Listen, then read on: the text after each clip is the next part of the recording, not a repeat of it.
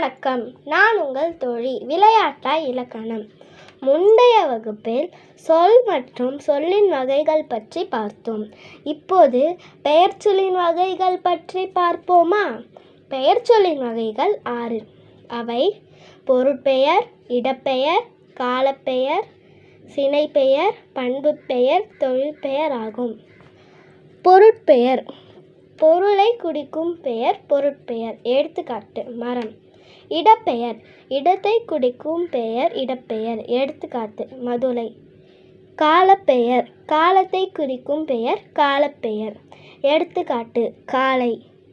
சினைப்பெயர் சினை என்றால் உறுப்பு, உறுப்புகளின் பெயர். எடுத்துக்காட்டு: கை.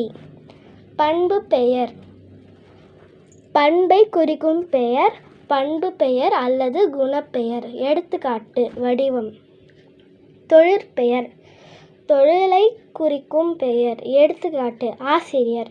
தொழிற்பெயரின் வகைகள்: விகுதி பெற்ற தொழிற்பெயர், முதனிலை தொழிற்பெயர், முதனிலை திரிந்த தொழிற்பெயர் ஆகும். இன்றைய கேள்விகள்: பெயர் சொல்லின் வகைகள் எத்தனை? இரண்டாவது கேள்வி: தொழிற்பெயரின் வகைகள் எத்தனை? உங்கள் பதில்களை கமெண்ட்ஸில் சொல்லுங்கள். அப்படியே நம்ம சேனலுக்கு சப்ஸ்கிரைப் பண்ணிடுங்க. பொருள் இலக்கணத்தை பற்றி அடுத்த வகுப்பில் பார்ப்போம். நன்றி.